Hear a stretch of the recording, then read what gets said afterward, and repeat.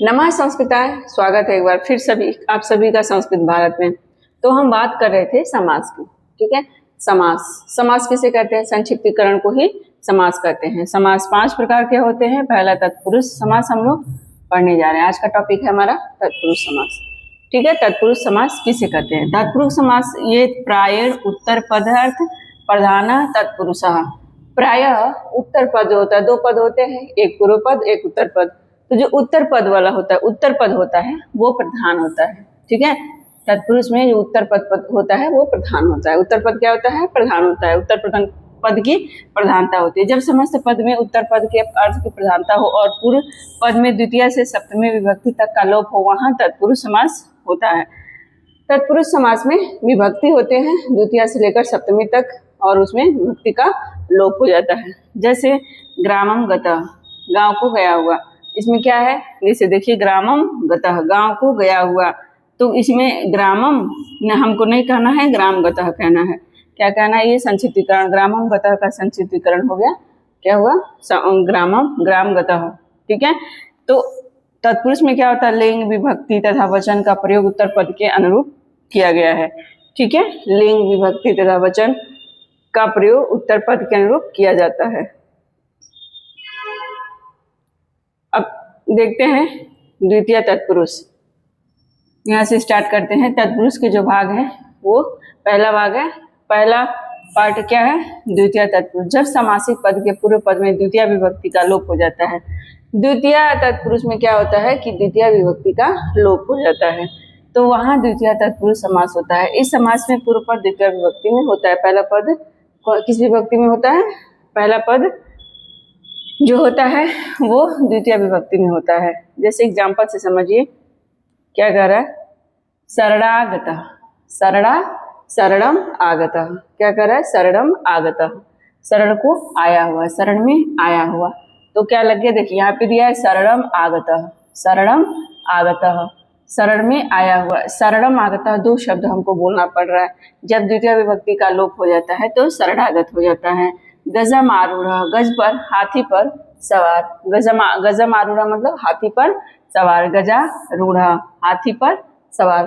ठीक है, उसी तरह दुखातीत। ये सारे इंपॉर्टेंट महत्वपूर्ण उदाहरण है। इसी उदाहरण से सवाल बनते हैं, जरूर इसे देखें। शरणागतः, गजारूढ़, दुखातीत, प्रलय गतः। ठीक है, तो इन सब में द्वितीय विभक्ति लगा हुआ है। शरणम, गजम, दुखम, प्रलयम। ठीक है, कौन सी विभक्ति लगी है? द्वितीय विभक्ति लगी है।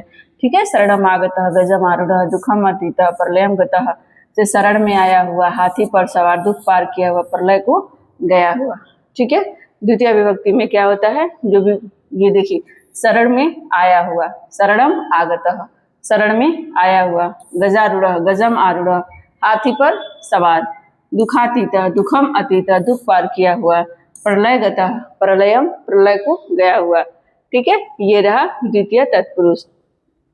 ठीक, तृतीय तत्पुरुष में उसी तरह तृतीय जब हम समास बनाते हैं तृतीय, तो उसमें क्या होता है? तृतीय विभक्ति का लोप हो जाता है। जब समासिक पद के पूर्व पद में तृतीय विभक्ति का लोप होता है तब वहां तृतीय तत्पुरुष होता है। तृतीय तत्पुरुष जैसे धन से हीन, कर्ता ने कर्म को द्वितीय लग जाता है तृतीय करण से। ठीक है, तो यानी कि धन से हीन, धनहीना, धन से हीन, नखैर भिन्न, नख से, नखों से, नाखूनों से कटा हुआ। ठीक है, सर आहत, बाढ़ से घायल। ठीक है, विष्णुस्त्राता, विष्णुस्त्रातः, विष्णु से डरा हुआ। ठीक है, विष्णुना त्राता। तो इन सब में कौन सी विभक्ति लगी है? द्वितीय विभक्ति लगी है। जैसे धनेन, धनेन, नखई, सरेण, विष्णुना, इन सब में कौन सी विभक्ति लगी हुई है? तृतीय विभक्ति लगी हुई है। ठीक है, तृतीय विभक्ति में क्या होता है? तृतीय विभक्ति में क्या होता है? तृतीय विभक्ति लगती है धन से हीना, धनहीना। ठीक,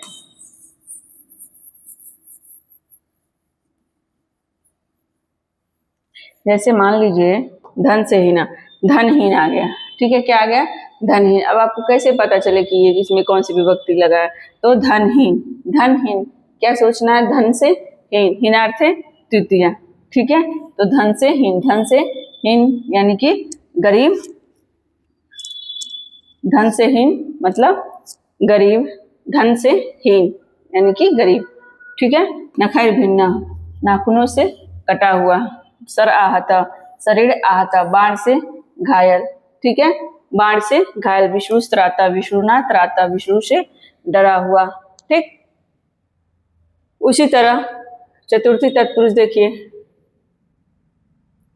चतुर्थी तत्पुरुष में जब समासिक पद के पूर्व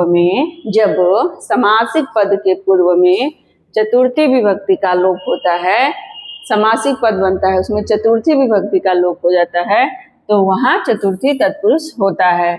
जैसे पुत्रम, पुत्रहितम, गो सुखम, रक्षा पुरुषम, उपाय, उपदारु। जैसे पुत्राहितम, हित अर्थ में, सुख अर्थ में, पुरुष दार, उपायदार, ठीक है। तो इस खंभे के लिए लकड़ी, किसके लिए लकड़ी? कर्ता ने कर्म को करण से संप्रदान के लिए। उपदारु, यूपदारु को क्या है? यूपदारु मतलब खंभे के लिए लकड़ी ले आओ, तो हमको कहना पड़ेगा यूपायदारु, या ये बोलना पड़ेगा खंभे के लिए लकड़ी लाओ। क्या बोलना पड़ेगा? खंभे के लिए लकड़ी लाओ। तो हमको खंभे के लिए लकड़ी इतना ज्यादा बोलने की जरूरत नहीं है, हमको क्या बोलेंगे? यूपायदारु, ठीक है। उसको मतलब संक्षिप्तीकरण समास करके बोलेंगे तो क्या कहेंगे? यूपदारु। उसी तरह रक्षा पुरुष, रक्षायै पुरुष, रक्षा के लिए पुरुष, ठीक है, रक्षा के लिए पुरुष। गो सुखम, गवे सुखम, गाय के लिए सुख, गाय के लिए सुख, ठीक है। पुत्रहितम, पुत्राय, पुत्र के हित के लिए, पुत्राहितम।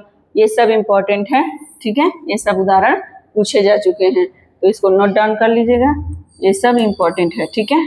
जैसे पुत्रहितम, गो सुखम, रक्षा पुरुष, उपाय दारु, ये सब चतुर्थी तत्पुरुष है। वह समास है चतुर्थी तत्पुरुष, ठीक है। पंचमी तत्पुरुष देखिए। पंचमी तत्पुरुष में पंचमी विभक्ति का लोप हो जाता है। जैसे जो हम विभक्ति पढ़े होंगे, हम लोगों ने विभक्ति पढ़ा होगा, ठीक है, कि किस कौन कौन विभक्ति लगती है, किस पद में कौन सी विभक्ति लगती है। तो इसको पढ़ने से पहले हमको विभक्ति का ज्ञान होना बहुत जरूरी है, ठीक है, तभी हम समझ पाएंगे कहाँ हम पंचमी लगाएं, कहाँ हम द्वितीय लगाएं, कहाँ हम तृतीय लगाएं, कहाँ चतुर्थी लगाएं, कहाँ पंचमी लगाएं, ठीक है। तो पंचमी तत्पुरुष, जब समासिक पद के पूर्व पद में पंचमी विभक्ति का लोप होता है तो वहां पंचमी तत्पुरुष होता है। पंचमी तत्पुरुष जैसे सर्प भीता, क्या है? सर्प भीता, सर्पात भीता, ये सर्प से डरा हुआ है। किससे डरा हुआ है? सांप से डरा हुआ है, यानी कि अलग अर्थ, सांप से डरा हुआ है। दूरी तो है ना, सांप उधर है, डरना इधर है, कोई सांप उधर है, डरना इधर, अलग। तो सर्पात भीता, भाई अर्थ में क्या लग गया है? भीत हेतु पंचमी, ठीक है। भीत के अर्थ में, भाई के अर्थ में पंचमी लगता है, ठीक है। धर्मभ्रष्ट के अर्थ में पंचमी लगता है। दूरात आगता के अर्थ में पंचमी लगता है। दुखिन मुक्ता के अर्थ में पंचमी लगता है। वृक्षात पतिता के अर्थ में क्या लगता है? पंचमी लगता है, ठीक है। वृक्ष से पतिता, वृक्षात पतिता, वृक्ष से गिरा हुआ, वृक्ष से अलग है, वृक्ष से क्या है? अलग हो गया है, ठीक है। तो वृक्ष से गिरा हुआ क्या हो गया? वृक्षात पतिता। दुख से मुक्त, दुखात मुक्त, दुख से मुक्त। दूरात आगता, दूरात आगता, दूर से आया हुआ। धर्म भ्रष्ट, धर्मात भ्रष्ट, धर्म से गिरा हुआ, सांप से डरा हुआ, ठीक है। सर्प भीता, सांप से सर्पात भीता, सांप से डरा हुआ। धर्म भ्रष्ट, धर्मात भ्रष्ट, धर्म से गिरा हुआ, ठीक। दूरात आगता, दूर से, दूरात आगता, दूर से आया हुआ। अब हम इतना शब्द बोलना पड़ेगा, ठीक है। सांप से डरा हुआ, सर्पात भीता, अगर हम समास कर देते हैं तो क्या हो जाता है? सर्प भीता। हमें कहना पड़ेगा धर्मात भ्रष्ट। अगर हम समास में बात करें तो हम कहेंगे धर्म भ्रष्ट, वह धर्म भ्रष्ट हो गया है, यानी कि धर्म से भ्रष्ट हो गया है, ठीक है। वह क्या? दूर से आया हुआ। दूरात आगतः, तो क्या कहेंगे? दूरात आगतः। दुखात मुक्त, वह दुख से मुक्त हो गया है, दुख मुक्त। वृक्षात पतितः, वृक्ष से गिरा हुआ, ठीक है। तो ये रहा पंचमी तत्पुरुष। षष्ठी तत्पुरुष देखिए। जब समासिक पद के पूर्व पद में, जब समास में पूर्व पद में, जब पूर्व पद में षष्ठी विभक्ति का लोप हो जाता है, षष्ठी विभक्ति का लोप हो जाता है तो वहां षष्ठी तत्पुरुष होता है। जैसे विद्यालय, विद्यालय कहना है तो विद्या नाम आलय, विद्यालयों का, विद्याओं का घर, ठीक है। किसका घर? विद्याओं का घर, विद्यालय हो गया। जैसे मान लीजिए कहना है गंगा जल, तो गंगा का पानी हमको कहना है तो हमने क्या कहा? गंगा जल लाओ। गंगा जल मतलब गंगा का पानी ले आओ, गंगा का जल लाओ, ठीक है। स्वर्ग फल कहते हैं लोग, स्वर्ग फल यानी कि स्वर्ग का फल, संबंध कारक है ना, तो संबंध है तो स्वर्ग का फल, तो स्वर्ग का फल स्वर्गस्य फलम।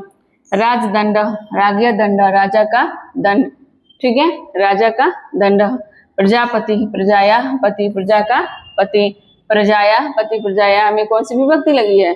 पंचमी विभक्ति लगी है, ठीक है, षष्ठी विभक्ति लगी है, ठीक है। प्रजाया पति, राज्ञ दंड, राजा का दंड, ठीक है। स्वर्गस्य फलम, इसमें भी षष्ठी लगी है। गंगाया में भी षष्ठी लगी है। विद्यानाम में भी षष्ठी बहुवचन लगा है, ठीक है। प्रजाया में भी षष्ठी लगा है, ठीक है, और राज्ञ में भी षष्ठी लगा है, ठीक है।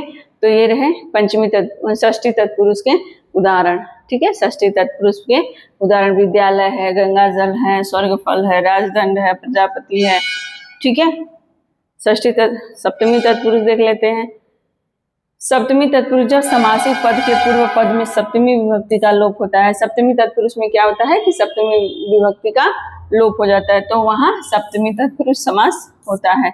सप्तमी तत्पुरुष समास कहाँ होता है? जहां सप्तमी विभक्ति होती है, ठीक है। जैसे विद्यायाम कुशल, विद्या में कुशल, क्या है कि विद्या में कुशल, जब विद्या में कुशल, विद्यायाम कुशल, विद्यायाम कुशल।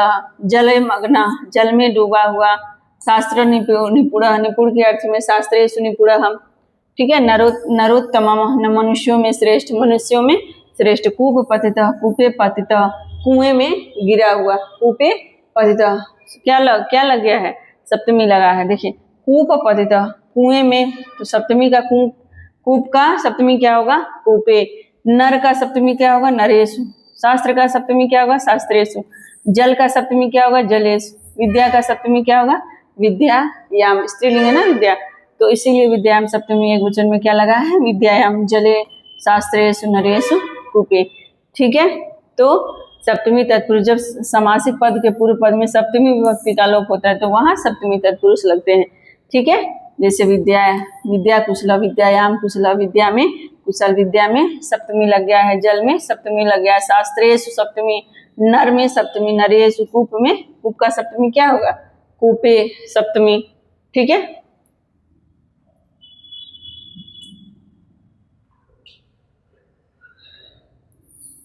तत्पुरुष समास के अन्य भेद, तत्पुरुष समास के अन्य भेद भी हैं, जैसे नई तत्पुरुष। नई तत्पुरुष किसे कहते हैं? कौन कौन से हैं नई तत्पुरुष? अलुक तत्पुरुष, उपपद तत्पुरुष और प्रआ तत्पुरुष, ठीक है, ये 4 हैं, ठीक। तो पहला क्या है? नई तत्पुरुष।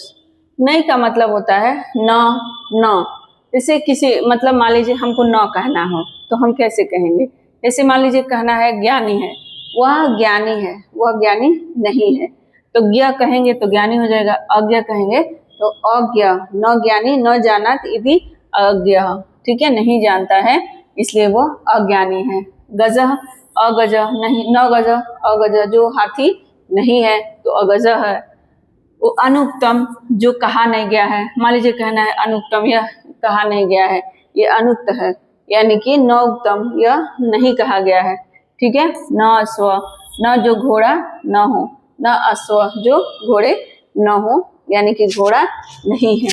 न कृतम, नहीं कहा गया, अकृतम, न कृतम, नहीं कहा गया, अकृतम, न कृतम मतलब अकृतम, ठीक, जो किया न हो, ठीक है, वो अकृतम। मान लीजिए ओ आए, ठीक है, तो क्या करेंगे आप? तो क्या करेंगे? नई तत्पुरुष लगाएंगे। कौन सा समास लगाएंगे? इसमें नई तत्पुरुष समास है। कौन समास है? नई तत्पुरुष, ठीक है। नई तत्पुरुष समास में अ आता है, ठीक है। क्या आता है? नई तत्पुरुष समास में अ आता है। जैसे मान लीजिए अ उपसर्ग लग गया, ठीक है, तो ज्ञानी है तो न ज्ञानी, अज्ञानी। अगज, न हाथी, अहाथी। अगज, न उक्त, अउक्त। न स्व, अस्व। न कृतम, अकृतम, ठीक है। तो ये नई तत्पुरुष समास है, ठीक है।